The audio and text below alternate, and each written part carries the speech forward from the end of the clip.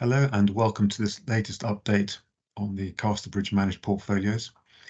If we look back at the second quarter, around springtime, most markets were largely moving sideways. That was despite the bank failures we saw in the US and Europe. Markets were much more focused on the path of inflation and interest rates. And they expected, inflation to peak over the summer, as it has done, start to decline, and then interest rates would start to fall by the end of 2023. But as regular viewers will remember, we've been much more cautious. Yes, inflation would peak and start to fall, but no, we felt that interest rates were not going to be cut as a result. Hence, we believe that over time, markets would start to become disappointed. And this is what's happened, over the third quarter.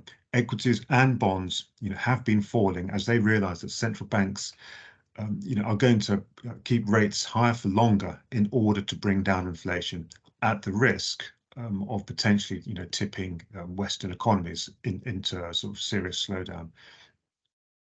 And I think because, we were ahead of others in forecasting that inflation would find this sort of new higher level, and that interest rates were going to stay higher for longer.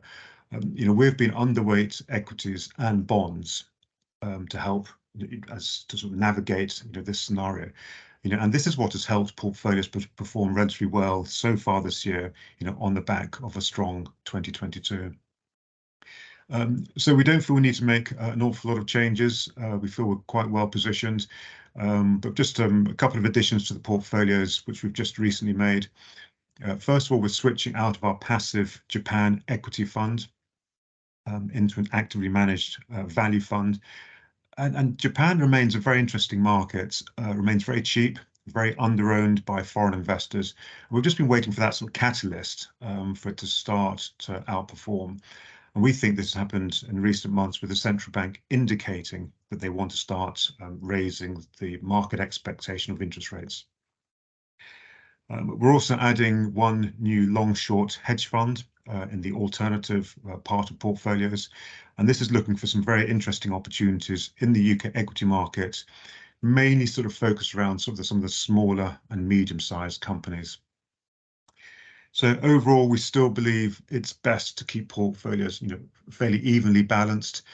Yes, we've got some very exciting and cheap holdings, which we've got plenty of upside. Once we get greater clarity on sort of the path of inflation, interest rates, and where the economy is likely to be, particularly as we head into next year.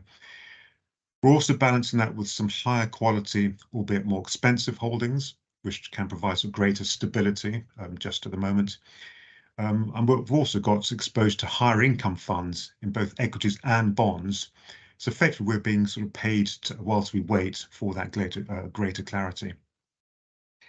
So I think just to sum up, we're still positive on the opportunities in equities, but feel it's prudent to be careful just in how much risk we take at present, just given the uncertainty around inflation, interest rates, how central banks will respond.